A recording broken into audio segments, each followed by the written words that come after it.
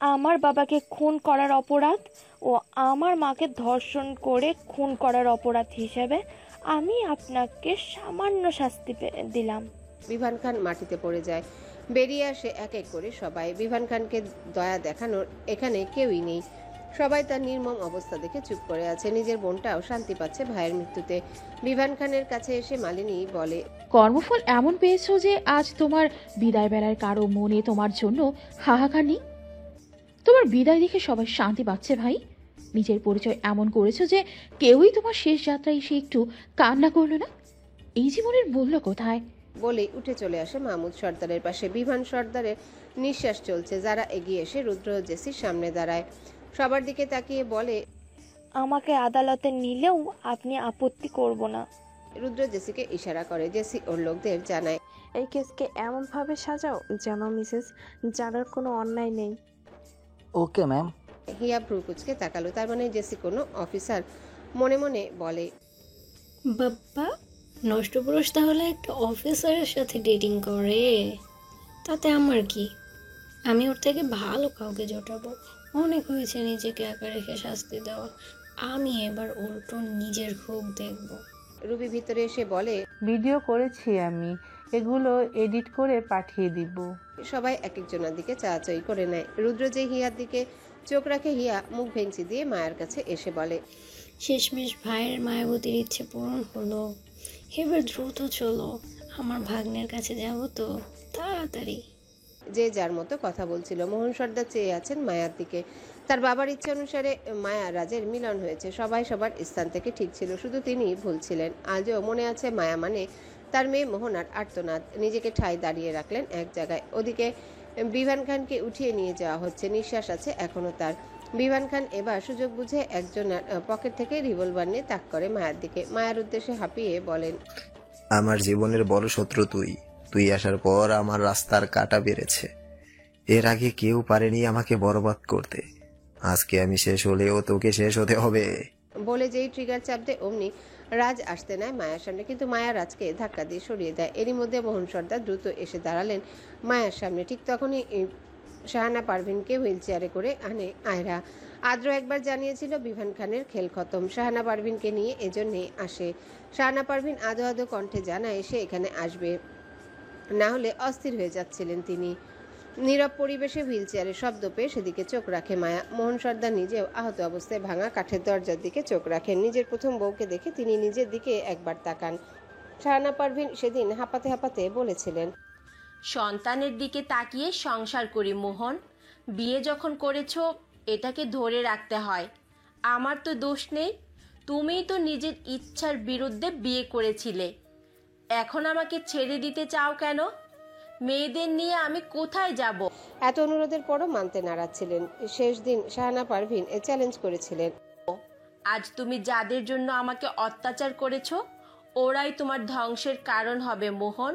তোমার বংশ রক্ষার্থে যে ছেলেকে নিয়ে তুমি অহংকার করছো ওই তোমার বংশের মর্যাদা ডুবিয়ে দিবে। তোমার এই বংশ ধরে রাখার যে খনি তাকে তুমি হারালে। পস্তাবে, তুমি খুব বাজেভাবে পস্তাবে। হাহাকার হবে তোমার মধ্যে। এই মেয়ের জন্যই হাহাকার হবে। ছেলেরাই বংশের দায়িত্ব নিয়ে এগিয়ে যেতে পারে না, মেয়েরাও পারে। এটা প্রমাণ করবে আমার মেয়ে। মোহন সর্দার এখন বলতে চান, তুমি ঠিক ছিলে শাহানা। আমার জীবনে দুটো অহংকার, দুটোই আমাকে চুরমার করে দিল। আমি চেয়েছিলাম ছেলে সন্তান, আর দুটো ভাইয়ের মতো ছেলে হয়ে আমারও হাত ধরুক। পূরণ হয়েছিল ভেবেছিলাম, কিন্তু নিয়তির খেলা ভিন্ন ছিল। আমাদের মেয়েটাও আমাকে প্রতিপদে হারিয়ে দিত। আমি ওর চোখে আমার প্রতি বিষাক্ত এক অনুরাগ দেখতে পারতাম। আমি বুঝতে পারছি আমি কত বড় অন্যায় করেছি। আমার বাবাকে ধ্বংস করে দিল। মাহমুদ সর্দার ভাইয়ের কষ্ট দেখে এগিয়ে এলেন। জেসি লাথি দিয়ে বিভান খানের হাত থেকে রিভলভার সরিয়ে দিল। অতঃপর বিভান খানের বুক বরাবর লাথি দিয়ে মাটিতে ছুঁড়ে ফেলে দেয়। ক্ষতস্থানে জোরে লাথি লেগে এবার বিভান খান পুরোই নিস্তেজ। তার দিকে কারো নজর নেই, নজর শুধু মোহন সর্দারের দিকে। শাহানা পারভিনের হুইল চেয়ার এসে থামে মোহন সর্দারের সামনে। মাহমুদ সর্দার কান্না করে ডাক দেন, ভাই। কথা বলবো ভাই। মোহন সর্দার চেয়ে আছে এক দৃষ্টিতে মায়া ও শাহানা পারভিনের দিকে। মায়া হতভম্ব হয়েছিল, কিন্তু মাকে দেখে পুরনো সব মনে পড়ে।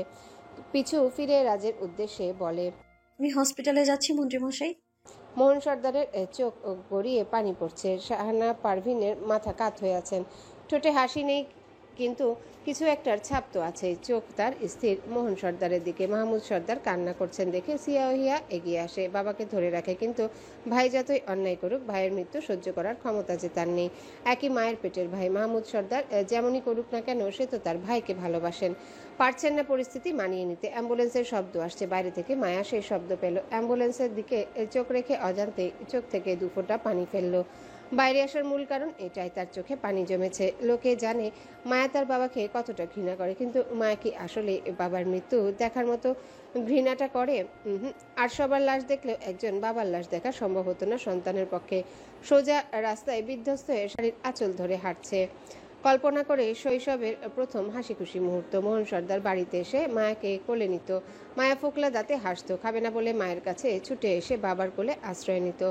বাবা বাসায় আসলেই মায়া আগে দৌড়ে গিয়ে দরজা খুলতো। হাত পাতলেই মোহন সর্দার তাকে চকলেট দিয়ে খুশি করত। সেগুলো কি ভোলা যায়? রাস্তার এক কোণায় দাঁড়িয়ে পড়ল, মাথা চিনচিনে ব্যথা করছে। হঠাৎই হাঁটু গেড়ে বসে দিল চিৎকার। এই চিৎকারে যেন গাছের মধ্যে বাসা বেঁধে বাস করা এক ঝাঁক পাখিগুলো ঘুম থেকে উঠতে থাকে এদিক ওদিক। মায়া এখনো কান্না করছে, চোখের পানি গড়গড় করে পড়ছে চোখ থেকে। কেউ দেখতে পাচ্ছে না, কিন্তু এই জায়গাটা তার কান্নার সাক্ষী। মায়া কান্নামাখা কণ্ঠে বলতে থাকে, আমার একসময় বাবার দরকার ছিল, যে রাতে এসে বলবে, ভয় পাস না মা, আমি আছি তো তোর পাশে। ভাঙা স্বপ্ন যখন চোখে জল আনে, তখন শক্ত একটা বুক লাগতো। কিন্তু ভাগ্য আমার হারিয়ে দিল। বাবা থেকেও আমি বাবাহীন এক পাথর মানবী। বাবা তো মাকে ভালোবাসতো না, তাহলে আমায় কেন জন্ম দিয়েও আমায় দূর করে দিল? আমি আমি তো তারই সন্তান, তার রক্ত বইছে আমার শরীরে, তবু কেন আমায় নিয়ে একবারও ভাবলো না সে? মা বাবার বিচ্ছেদে কেন সন্তানের জীবনটা পাল্টে যায়? মায়ের এই কথাগুলোর উত্তর নেই। এগুলো যে মানুষের মানসিক সমস্যার কারণে ঘটতে থাকে। কত শত পরিবার আজ বিচ্ছেদের রূপ নেয়। এই বিচ্ছেদের কারণেই ভুগছে তাদের সন্তান। সেই সন্তান বড় হয়ে তাদেরকে ঘৃণা করে, কারণ সন্তানদের এই বিষাক্ত জীবনের কারণ বাবা মাই হয়ে থাকে। এটা কেউ মানতে চায় না, কিন্তু এটাই বাস্তব। বাস্তবকে এড়িয়ে সবাই নিজ স্বার্থ দেখবে, এটাই ধরনের খেলা। কেটে গেল 4 সপ্তাহ, যার গণনায় হিসাব করে পুরো 1 মাস। মোহন সর্দার আর নেই, সাথে বিভান খান। মেহরাজ 2 দিন হলো সর্দার মহলে এসেছে। আজকে তাদের আকিকা। মেহরাজ ও প্রলয়ের। প্রিয়াস এখন সর্দার মহলে থাকে। মিলি সবকিছু দেখেছে। এখন সেও এক ঘরে নিজেকে আটকে রাখে, বাইরে যায় না, বন্ধু বান্ধবের সম্মুখীন হয় না। লজ্জা পায় সে, তারেকের সাথেও যোগাযোগ করে না, আর নিজেকে যত পারে মুখ লুকিয়ে রাখে। বাবা মায়ের নোংরামিতে নিজের বদনাম বাড়লো। এগুলো সময় থাকতে আমরা বুঝবো না। আজ আমরা একাকিত্বের জোরে লালসায় ভুগবো, পরবর্তীতে আমাদের ভবিষ্যৎ সন্তান এসবের জন্য ভোগ করবে। দরজায় কড়া শব্দ আসছে। মিলি চোখ তুলে তাকালো। ঘর জুড়ে অন্ধকার। বিছানা থেকে উঠে দরজা খুলতেই দেখলো মায়া দাঁড়িয়ে। অনুমতি ব্যতীত ঘরে ঢুকে চারিপাশ দেখলো। মেহরাজ কোলে আছে। মায়া কোনো কথা না বলে মেহরাজকে মিলির কোলে দিয়ে বলে, আমার ওকে নিতে কষ্ট হয়, তুমি ওর দেখাশোনা করবে। সবাই ব্যস্ত নিজ নিজ কাজে। তুমি তো মনে হয় পরীক্ষাটাও দিবে না এবার, তাহলে মেহেরাজকে দেখো না হয়। মিলি হাবলার মতো চেয়ে আছে। মেহরাজ কান্না করে না, শুধু তাকিয়ে আছে। গুটি গুটি হাত পা দুটো নাড়িয়ে গালের কাছে আনছে। মুখ থেকে লালা বের হয়। মিলি নীরবে রাজি হলো। মায়া ছোট করে নিঃশ্বাস নিয়ে বলে, ওকে রেডি করে দিও। আর হ্যাঁ, তোমার জন্যও একটা শাড়ি আনা হয়েছে, ওটা পরে নিচে আসবে। আচ্ছা। মায়া চলে গেল ঘর থেকে। নিচে নামতে দেখতে পায় তারেককে। তারেক হাতে কাগজ কলম নিয়ে ডেকোরেটরদের সাথে কথা বলছে। মায়াকে দেখে এগিয়ে এসে হিসাব দিতে গেলে মায়া বলে, মিলিকে ভালোবাসো? তারেক থমকে গেল। মায়া ভ্রু নাচিয়ে বলে, উত্তর দাও। ম্যাম, ভালোবাসলে আজকে সাহস দেখিয়ে প্রপোজ করে বিয়ে করবে, না বাসলে আমাকে জানিয়ে দেবে। আমি ওর জন্য ভালো পরিবার দেখে একটা পাত্র খুঁজবো। তোমার সময় খুব কম, আমার ননদকে কষ্টে থাকতে দিতে পারি না আমি। এই বড় ঝামেলায় তার জীবনটাই জীবিত থেকে ও মাটি, তাও আমার মাধ্যমে। আমি ওর সুখ ফিরিয়ে দিতে চাই। বলেই মায়া হাঁটা দিল। মায়া চলে যাওয়ার পর রাজ এসে তারেকের কাঁধে হাত রেখে বলে, আমার মায়াবতী এমনই, কোনো কিছু সুন্দরভাবে সাজিগুজি বলতে পারে না, সোজা শুধু সংক্ষেপে বলে দিবে। আমি জানি স্যার, ম্যামকে আমি বুঝি বলেই রেসপেক্ট করি। মা বাবাকে এনে বিয়ের প্রস্তাব দিয়ে দাও, বেশি দেরি করলে কিন্তু আবার হারাতে পারো। মনে রেখো, এটা কিন্তু আমার মায়াবতীর ইচ্ছা, পূরণ করতে কিন্তু আমি সাথে আছি। বলেই চলে যায় নিজের ঘরে। ঘরে বসে অপেক্ষা করছে মায়ার জন্যে। মায়া এসে রাজকে এখনো গোসল করতে না দেখে বলে, আপনি শাওয়ার নেননি কেন? দেরি হয়ে যাচ্ছে, লোকজন আসছে তো। I need a hot shower. Geyser on করে দিচ্ছি। নো, আমি হট শাওয়ার চাই, তাও বাথরুম বিলাস করে। হাতে সময় নেই মন্ত্রীমশাই। রাজ ঘড়ি দেখে বলে, এখনো 1.5 ঘন্টা সময়, আমি আরাম করে বাথরুম বিলাস করতে পারবো। চলো আমাদের ছেলের আকিকা। চলো এখন আরেকবার বাথরুম বিলাস করি, পরের বার আরও একটা জন আকিকা দেওয়া হয়। মন্ত্রীমশাই। কোনো কথা না মায়াবতী, এখন শুধু আমাদের বাথরুম বিলাস হবে। বলে মায়াকে নিয়ে গেল বাথরুমে। রাজের লাখ টাকার বাথটাবের মাঝে নিজের সুখ খুঁজে নিতে একের পর এক কল করে যাচ্ছে হিয়া। অপর পাশের ব্যক্তির কোনো খোঁজ নেই। কিছুদিন হলো ফেসবুকে একটা হ্যান্ডসাম ছেলের সাথে টাইম পাস করছে। ছেলেটা ভালো দেখতে, আচরণেও তাই। একবারই সাক্ষাৎ হয় দুজনার। মাহমুদ সর্দারকে জানিয়েছে এই ব্যাপারে। আজকে আসতে বলেছেন মাহমুদ সর্দার। ছেলেটা আসবে জানিয়েছে। এখন সময় পার হয় কিন্তু ছেলেটার খবর নেই। দূরে দাঁড়িয়ে হাত মুট করে দেখে যাচ্ছে রুদ্র। হিয়ার আপ্রাণ চেষ্টা দেখে খানিক পর এগিয়ে এসে বলে, অপর প্রান্তে তোর আশিককে পাচ্ছিস না হিয়া পাখি? হিয়ার পিছনে ঘিসে কথা বলাতে রুদ্রের মুখের নিঃশ্বাস পিঠে এসে বাড়ি খায়। আজকে হিয়া শাড়ি পরেছে, আহামরি ভারী না। মায়ার ফ্যাশন হাউস থেকে হালকা সিল্কের শাড়ি। পিঠে কিছুটা দেখা যাচ্ছে, সেখানেই বাতাস পেল। পিছনে ঘুরে চশমা ঠিক করে রাগ দেখিয়ে বলে, আমার আশিক নয়, আমার হবু বড়ই হবে। কোথায় সে?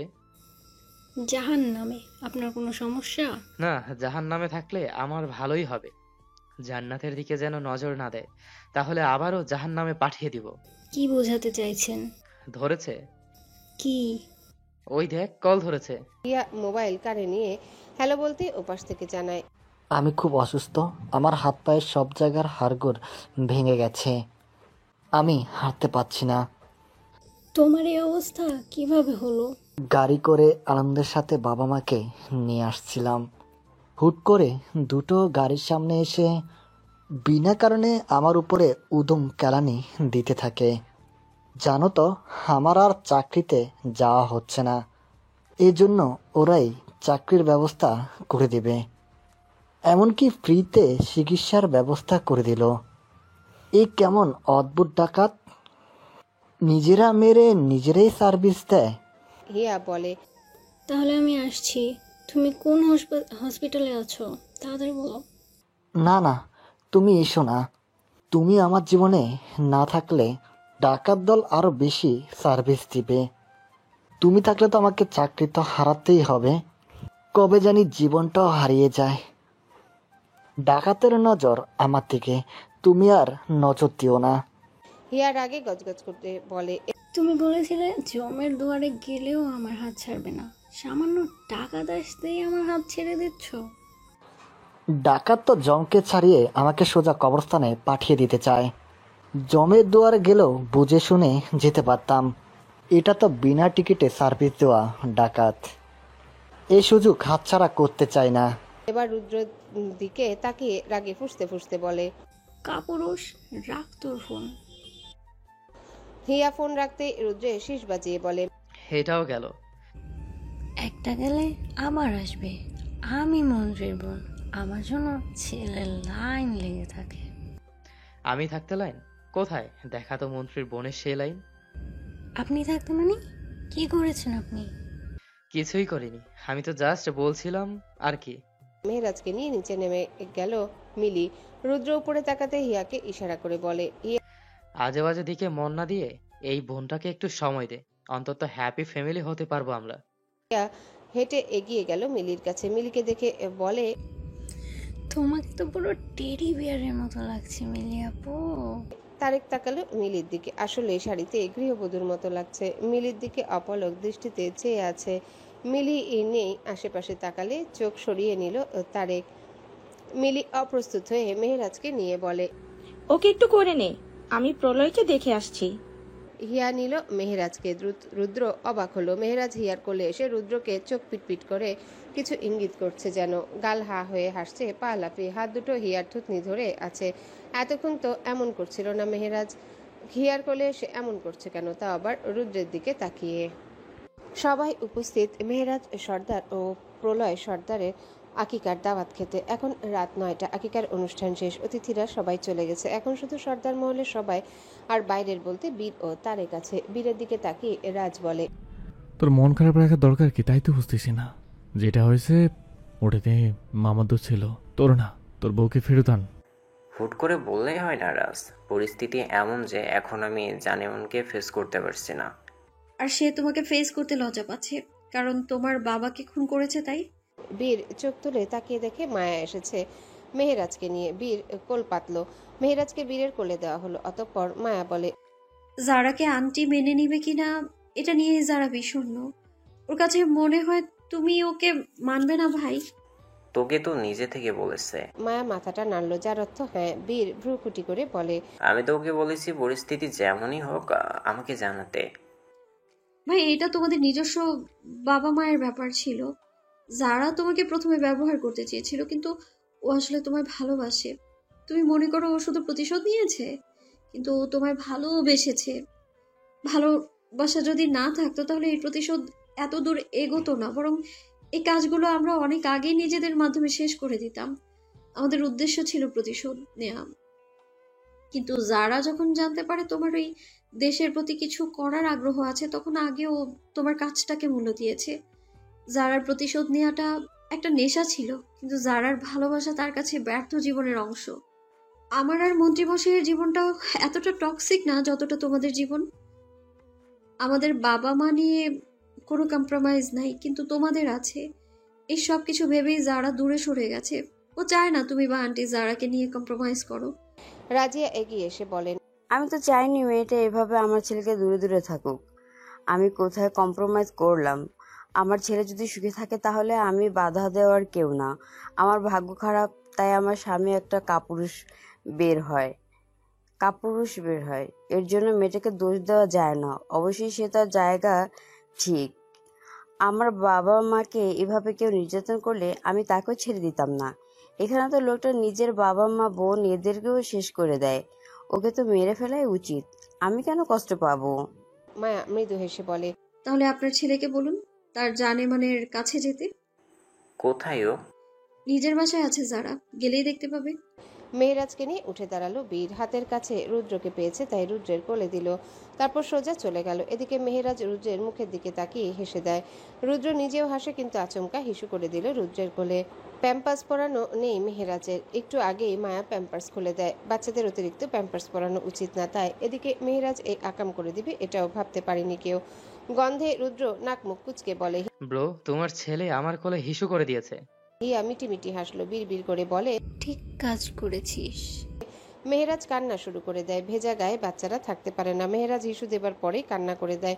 এদিকে মেহেরাজ কান্না করলে প্রলয় নিজেও কান্না শুরু করে। মায়া দ্রুত এসে মেহেরাজকে নিয়ে জামা পাল্টে দেয়। প্রলয়কে সামলাচ্ছে মৌ। মিলি এসে প্রলয়ের কাছে দাঁড়াতেই তারেকের মা মানে মায়ার হাসিমা উপস্থিত হয়।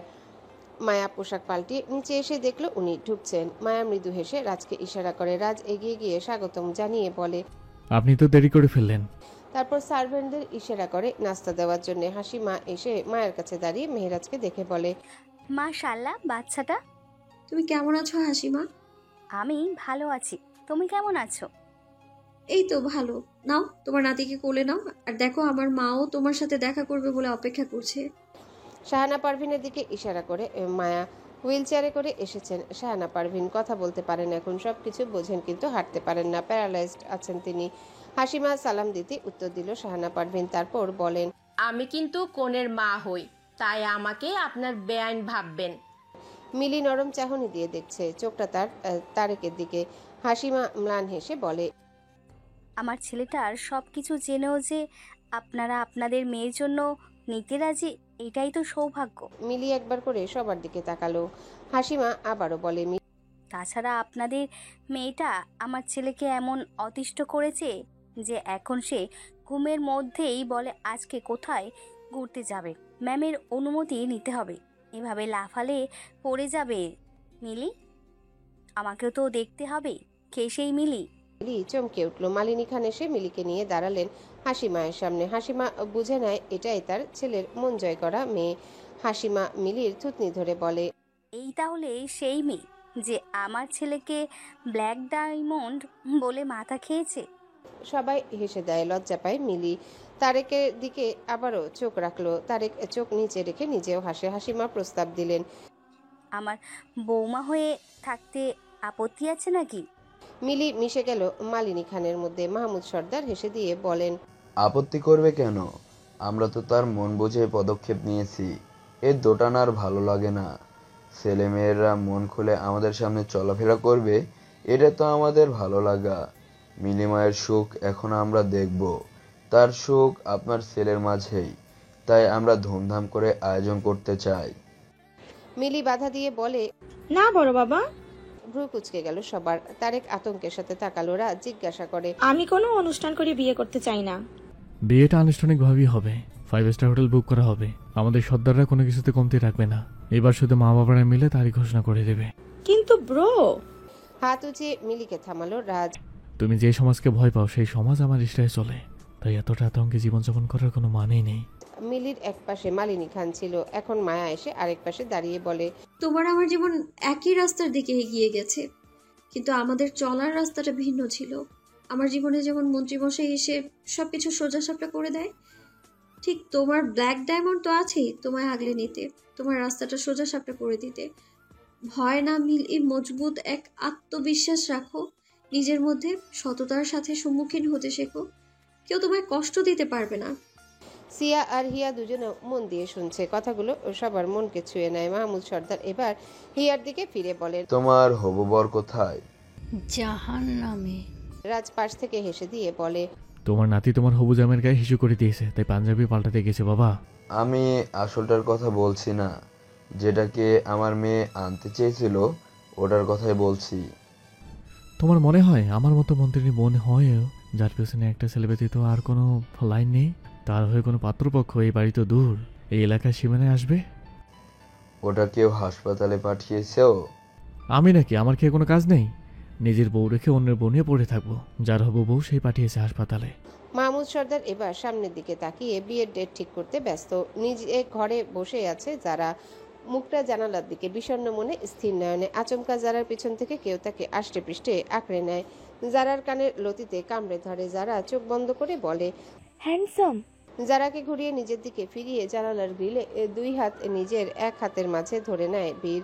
যারা কিছু বলতে নিবে তার আগে যারা ঠোঁট আঁকড়ে নেয় নিজের ঠোঁট দিয়ে। যারা চোখ আবারও বন্ধ হয়ে গেল। বীর নিজের কাজ শেষ করে বলে, বলেছিলাম না আমার থেকে পালানোর চেষ্টা করবে না, কেন পালালে?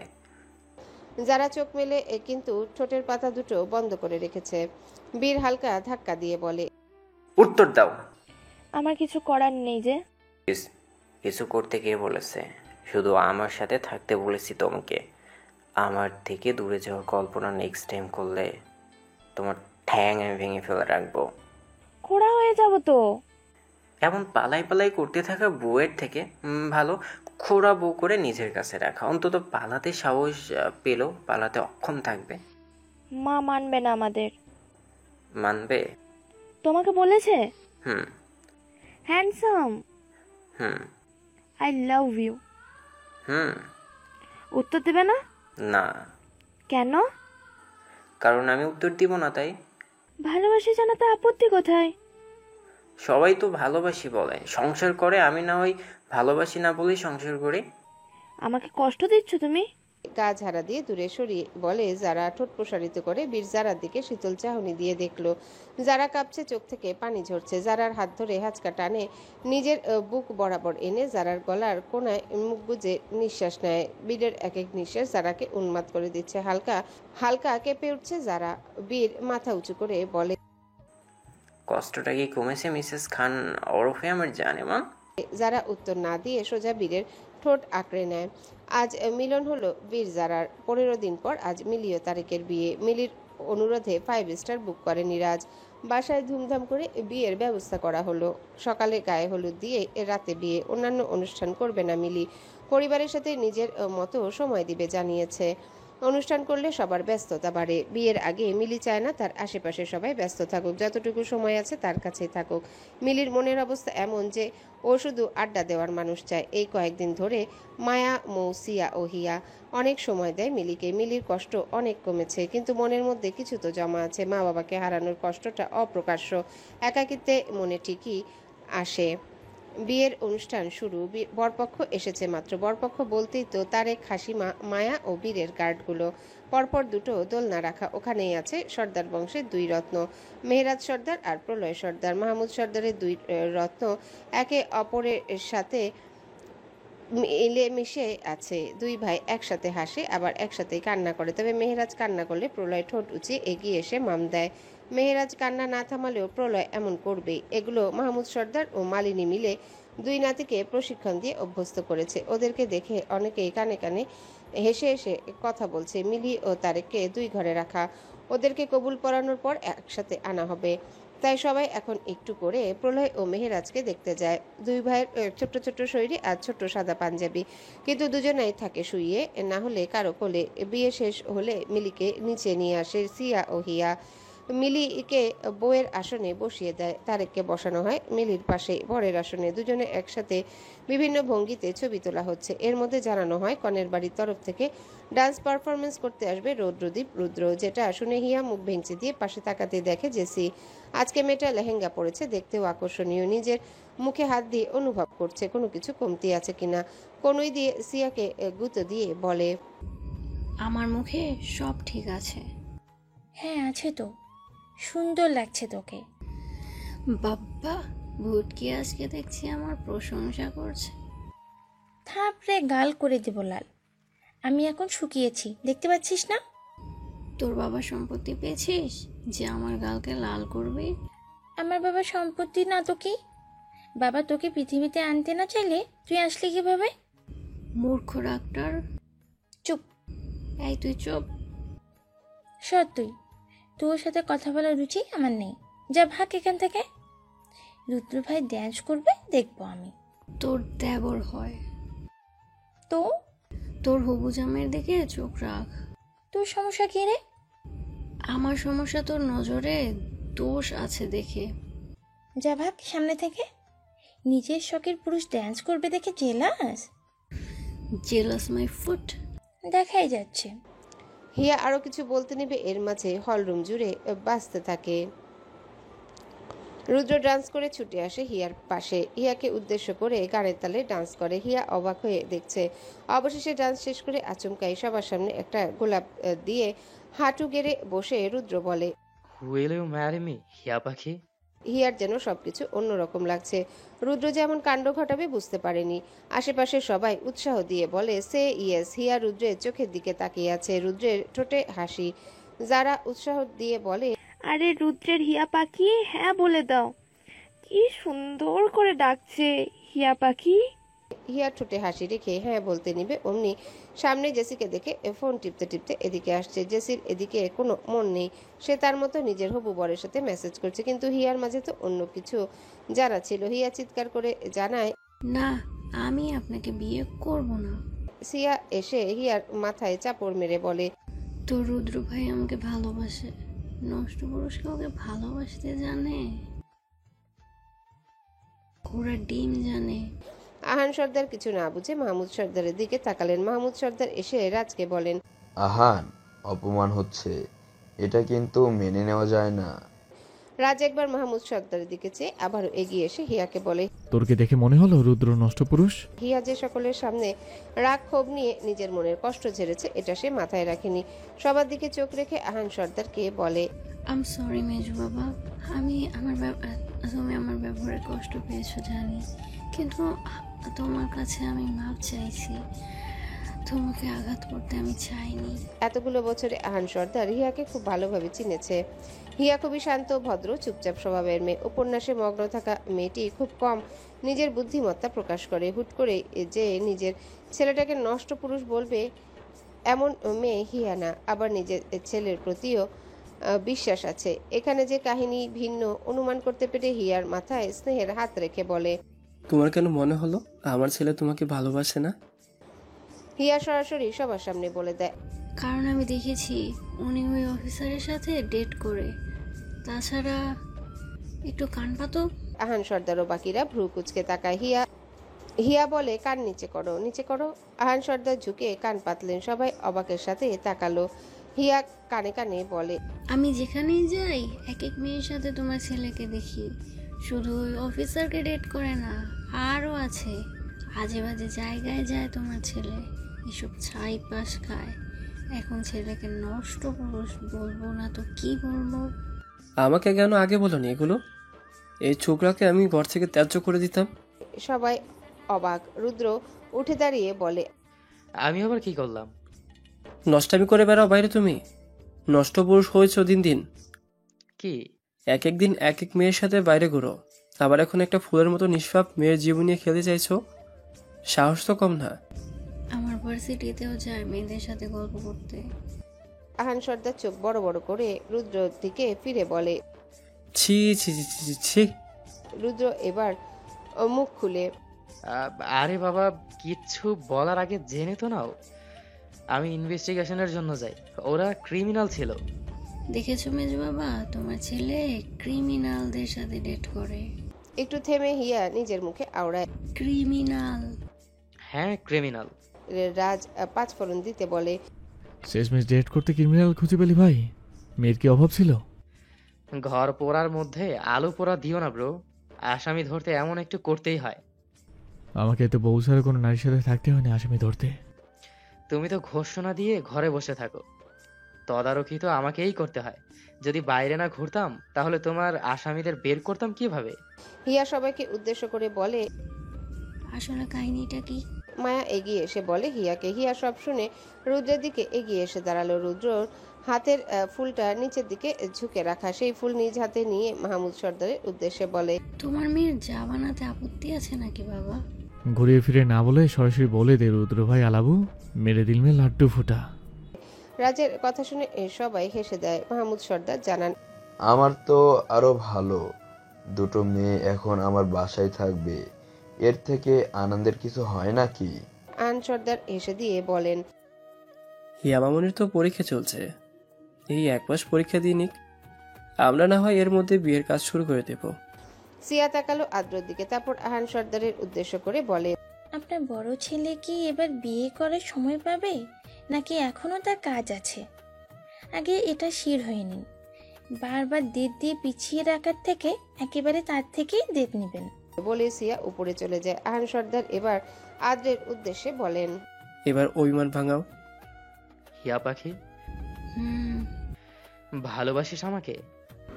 হিয়া পাশ ফিরে তাকে চোখের চশমা ঠিক করতে নেয়, কিন্তু তার আগে রুদ্র চশমা নিজ হাতে ঠিক করে দেয়। চোখটা এখনো প্রশ্নসূচক করে রাখা। হিয়া একটু ঢোক গিলে বলে, কেন জানতে চাই রুদ্র ভাই?